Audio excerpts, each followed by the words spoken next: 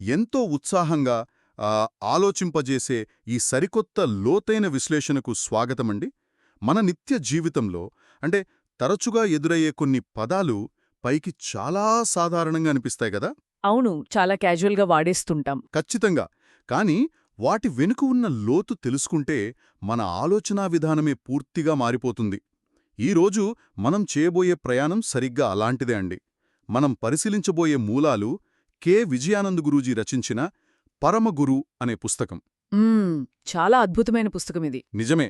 ఆ పుస్తకం యొక్క మొదటి కొన్ని పేజీలు, అలాగే అదే పుస్తకంలో అత్యంత లోతైన అర్థం దాగి ఉన్న విశ్వాసము అంటే ఫెయిత్ అనే ఒక అద్భుతమైన అధ్యాయాన్ని ఈరోజు మనం చూడబోతున్నాం. అంటే ముఖ్యంగా నమ్మకం, విశ్వాసం మధ్య ఉన్న తేడా. ఎగ్జాక్ట్లీ.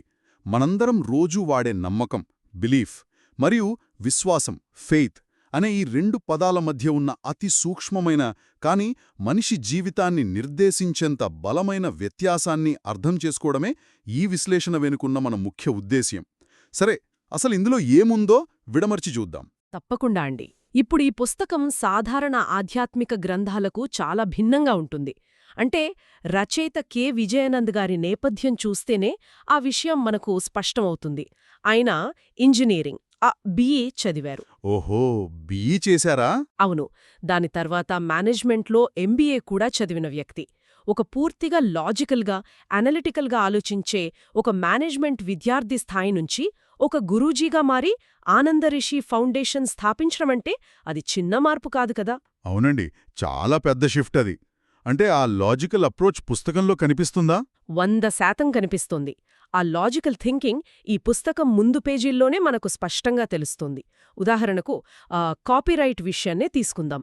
సాధారణంగా సర్వహక్కులు గ్రంథకర్తవి, దీన్ని ఎవరూ కాపీ చేయకూడదు అని కఠినంగా ముద్రిస్తారు కదా. అవును, లీగల్ వార్నింగ్స్ అన్నీ ఉంటాయి. కానీ ఈ మూలాల్లో కాపీరైట్ దగ్గర చూస్తే you have every right to copy it, అంటే దీన్ని కాపీ చేసే హక్కు అందరికీ ఉంది అని రాసి ఉండటం ఆయన విశాల దృక్పథాన్ని చూపిస్తోంది.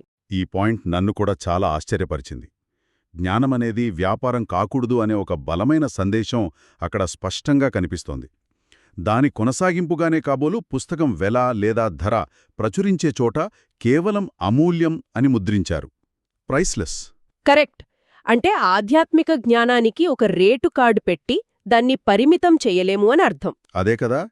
అయితే ఇదంతా అందరికీ ఉచితంగా పంచాలనే ఉద్దేశంలా అనిపిస్తున్నా దానికి వెంటనే ఒక బలమైన షరతు కూడా పెట్టారు. అంటే స్ట్రిక్ట్లీ ఫర్ మెడిటేటర్స్ ఓన్లీ అని. అవును, ధ్యానం చేసేవారికి మాత్రమే అని ఖచ్చితంగా రాశారు. ఒకవైపు అందరికీ హక్కు ఉంది అంటూనే మరోవైపు కేవలం ధ్యానం చేసేవారికే ఇది అని ఒక ఫిల్టర్ పెట్టడం కొంచెం విరుద్ధంగా అనిపించినా దాని వెనుక ఒక స్పష్టమైన కారణం కనిపిస్తోంది. మనస్సును ఒకచోట నిలపలేనివారు, ప్రశాంతత లేనివారు ఈ లోతైన భావాలను జీర్ణించుకోలేరు అని ఆయన ముందుగానే హెచ్చరిస్తున్నట్లుంది. నిజమే. ఆ హెచ్చరికతో పాటు అందులో ఒక అందమైన భావోద్వేగం కూడా ముడిపడుందండి. మనిషి ఆధ్యాత్మికంగా ఎంత ఎదిగినా తన మూలాలను మర్చిపోకూడదు అనడానికి ఈ పుస్తకం అంకితమిచ్చిన విధానమే పెద్ద నిదర్శనం. అవును, ఆ డెడికేషన్ పేజీ చాలా బాగుంది. తన జీవితంలో 50 వసంతాలు పూర్తి చేసుకున్న సందర్భంగా తనకు జన్మనిచ్చిన తల్లిదండ్రులు శ్రీ వివేకానంద, శ్రీమతి సరళాదేవిగార్లకు ఆయన ఈ పుస్తకాన్ని ప్రేమతో అంకితమిచ్చారు. వైరాగ్యమంటే బంధాలను తెంచుకోవడం కాదు, వాటి పట్ల కృతజ్ఞతతో ఉండటమని ఇది సూచిస్తోంది. ఇక్కడ ఆకట్టుకునే విషయమేమిటంటే ఇండెక్స్ గురించే కదా మీరు చెప్పుకోయేది. ఎగ్జాక్ట్లీ. ఈ పుస్తకం యొక్క విషయ సూచిక అంటే ఇండెక్స్ సాధారణంగా విషయ సూచిక పేజీ నంబర్ల ప్రకారం ఒక సరళ రేఖలో పైనుంచి కిందకు ఉంటుంది, 1 2 3 అని. కానీ ఇందులో విషయ సూచికను ఒక వృత్తాకారంలో ఒక సైకిల్లాగా డిజైన్ చేశారు. ఒక రౌండ్ సర్కిల్ లాగా. అవునండి. అది నోబడి అంటే ఎవ్వరూ కాదు అనే ఒక శూన్య స్థితి నుంచి ప్రారంభమై భద్రత, విశ్వాసం, ప్రేమ, సమాధి, సానుకూల ఆలోచన, యమనియమ, బాధ్యత, జ్ఞానోదయం, బ్రహ్మానందం అనే దశల గుండా ప్రయాణించి మళ్లీ అదే నోబడి దగ్గరికి చేరుకుంటుంది. ఒక్క నిమిషం అండి. ఈ వృత్తంలో మీరు చెప్పిన కొన్ని పదాలు వినడానికి చాలా బరువుగా సాంప్రదాయక ఆధ్యాత్మిక పదాల్లా ఉన్నాయి. అంటే ఈ యమనియమ, జ్ఞానోదయం, బ్రహ్మానందం లాంటివి. ఈ ఆధునిక ఉరుకుల పరుగుల జీవితంలో మనలాంటి వాళ్ళు ఈ పదాలను ఎలా అర్థం చేసుకోవాలి? అసలు ఒక మనిషి ప్రయాణం శూన్యం నుంచి మొదలై మళ్లీ శూన్యానికే చేరుకోవడం వెనుక ఉన్న ఆ మెయిన్ ఫిలాసఫీ ఏమిటో కాస్త విడమర్చి చెప్పగలరా? ఖచ్చితంగా అండి. ఆ పదాలు పైకి అలా క్లిష్టంగా అనిపించినా వాటి ప్రాక్టికల్ మీనింగ్ చాలా సులువు. యమా నియమ అంటే ఎక్కడికో హిమాలయాలకు వెళ్లి తపస్సు చేయడం కాదు. మన దైనందిన జీవితంలో మనం పాటించే వ్యక్తిగత క్రమశిక్షణ, అలాగే సమాజంతో మనం మెలిగే విధానం. Okay, just basic discipline and behaviour. అవును. అలాగే బ్రహ్మానందం అంటే ఏదో మాయాలోకంలో విహరించడం కాదండి. మనసులో ఎలాంటి అలజడి లేని ఒక పరిపూర్ణమైన ఆనందస్థితి. ఈ వృత్తం మనకేం చెబుతోందంటే, ఒక వ్యక్తి మొదట తన అహంకారాన్ని వదిలేసి నేను ఏమీ కాదు, నేను నోబడీ అనే స్థితికి చేరినప్పుడు అతనికొక భద్రత ఏర్పడుతుంది. అహంకారం పోతే భయం కూడా పోతుంది కాబట్టి. కరెక్ట్. ఆ భద్రత నుంచి ఒక విశ్వాసం, ప్రేమ పుడతాయి. ఆ ప్రయాణంలో అతనికి ఈ లోకం పట్ల ఒక బాధ్యత పెరుగుతోంది. ఇవన్నీ దాటుకుంటూ వెళ్తే అతనికి అంతిమ సత్యం అర్థమవుతుంది. అదే జ్ఞానోదయం. ఆ జ్ఞానోదయం వల్ల కలిగే బ్రహ్మానందాన్ని అనుభవించిన తర్వాత మనిషి మళ్ళీ ఒక సాధారణమైన, ఎలాంటి అహం లేని నోబడీగానే మిగిలిపోతాడు. ఇదొక నిరంతర ప్రవాహం లాంటిది. వండర్ఫుల్. ఇక్కడే అసలైన ఆసక్తికరమైన విషయం దాగి ఉందండి. ఈ వృత్తాకార ప్రయాణంలో మనం ఇందాక చెప్పుకున్న విశ్వాసం అనే పదం చాలా కీలకం కదా. ఈ మూలాల్లో రచయిత మనిషికి, ప్రకృతికి మధ్య ఉన్న ఒక పెద్ద వ్యత్యాసాన్ని ఎత్తిచూపారు. ఆ జంతువుల ఉదాహరణ. అవును. మనం అడవిని గమనిస్తే అక్కడ శాకాహార జంతువులు ఉంటాయి, వాటిని వేటాడే మాంసాహార జంతువులుంటాయి. నిరంతరం ఒక ప్రాణభయం ఉండే ఆ వాతావరణంలో కూడా ఆ ఒకే జాతికి చెందిన శాకాహార జంతువులు వేలాదిగా ఒకే చోట కలిసి జీవిస్తుంటాయి కదా. అవి ఒకదానిపై మరొకటి ఆధారపడుతూ ఒక సహజమైన నమ్మకంతో బతుకుతాయి.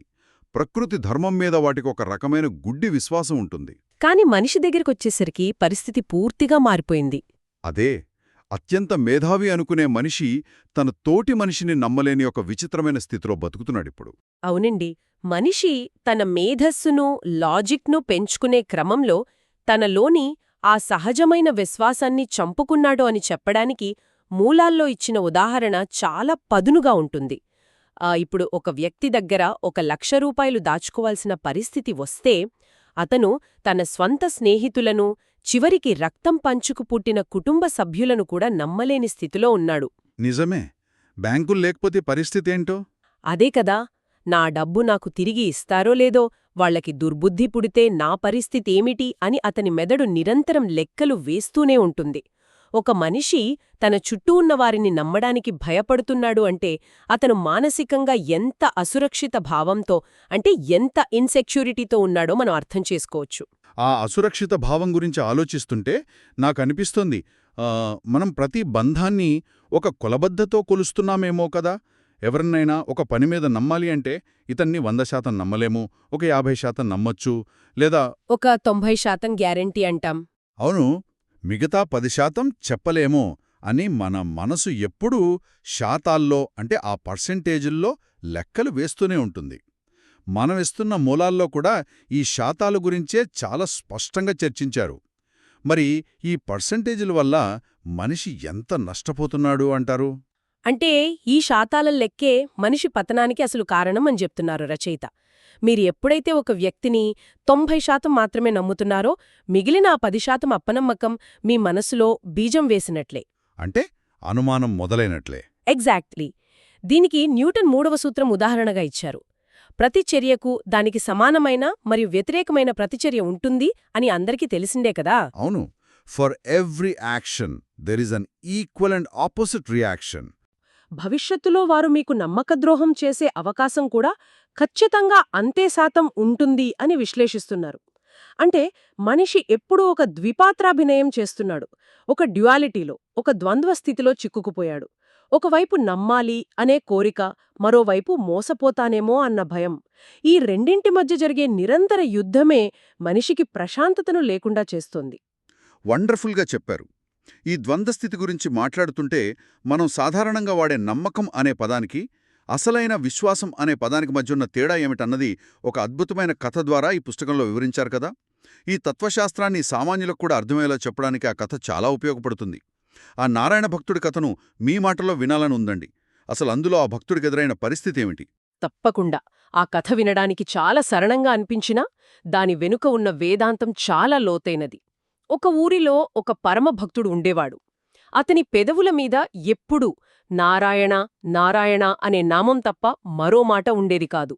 అతను నిద్రపోతున్నా, మేల్కొని ఉన్నా ఆ జపం అలా సాగుతూనే ఉండేది. అంటే కంప్లీట్గా దేవుడి మీద ఫోకస్ అన్నమాట. అవును.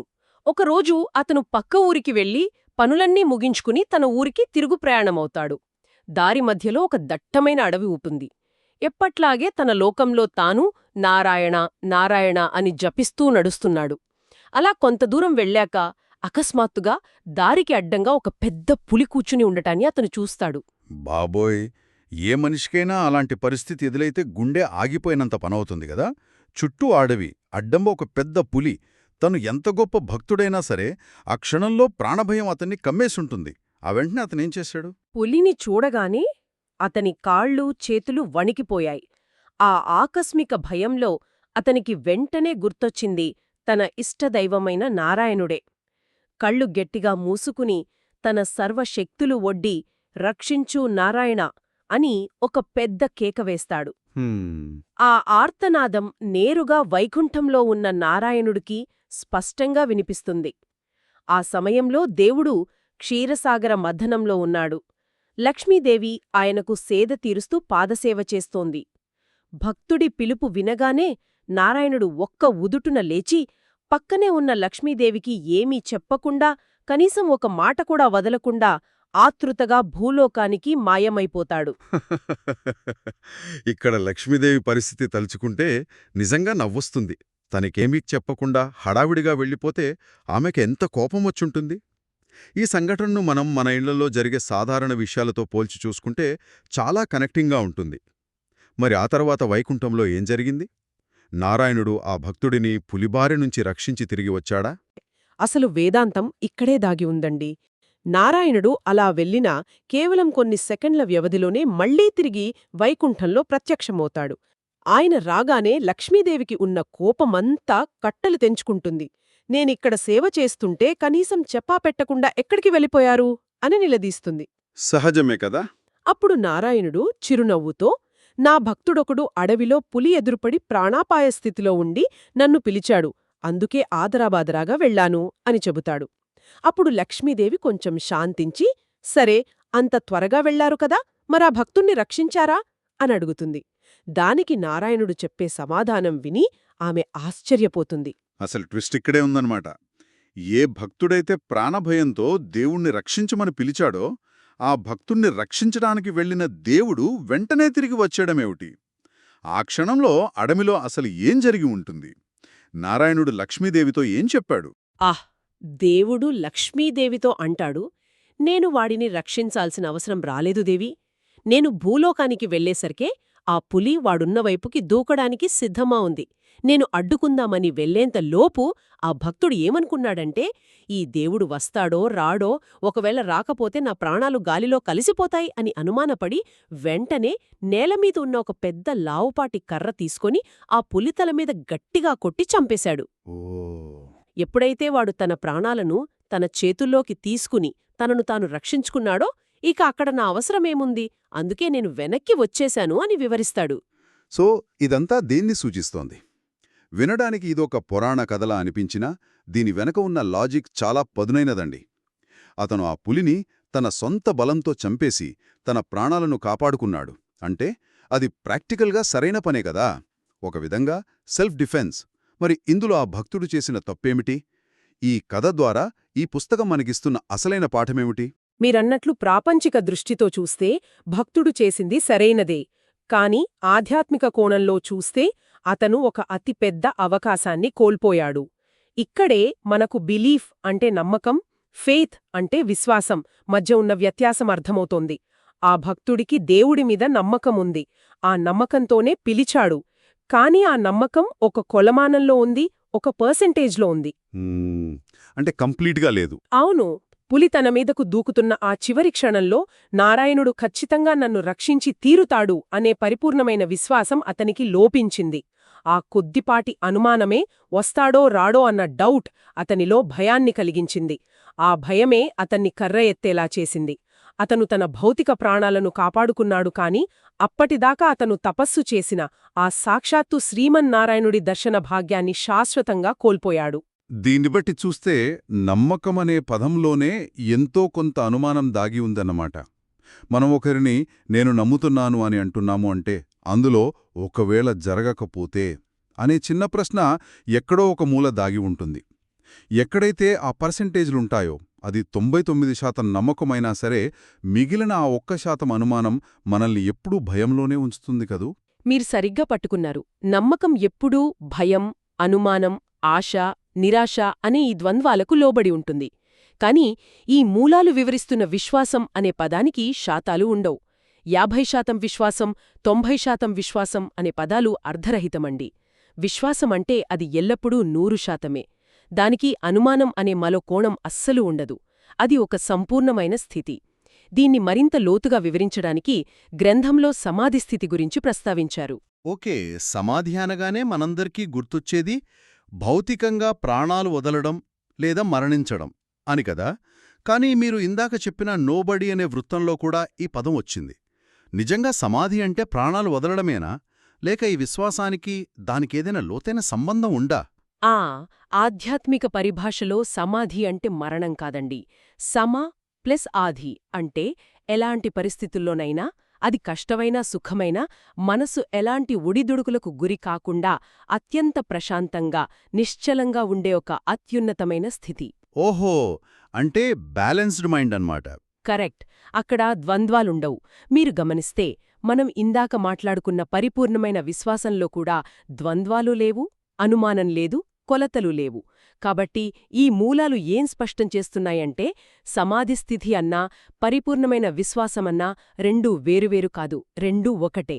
ఒక వ్యక్తి తన జీవితంలో ప్రతి ఘట్టాన్ని, ప్రతి ఫలితాన్ని ఎలాంటి అనుమానం లేకుండా పరిపూర్ణమైన విశ్వాసంతో స్వీకరిస్తున్నాడు అంటే వాడు బతుకుండగానే ఆ సమాధిస్థితిని అనుభవిస్తున్నాడు అని అర్థం. వావ్! ఇది నిజంగా ఆలోచనలను కదిలించే పాయింటండి. ప్రతిక్షణం విశ్వాసంతో బతకడం అంటే ప్రతిక్షణం ప్రశాంతతతో బతకడమే. ఈరోజు మనం చేసిన ఈ లోతైన విశ్లేషణ ద్వారా ఒక అద్భుతమైన విషయాన్ని తెలుసుకున్నాము. మన జీవితంలో మనం ఎదుర్కొనే ప్రతి సమస్యకు మూలం మనం శాతాల్లో కొలుస్తున్న ఈ నమ్మకమే. ఆ నమ్మకం వెంట వచ్చే భయం, అనుమానం మనం ఎప్పుడూ ప్రశాంతంగా ఉండనివో.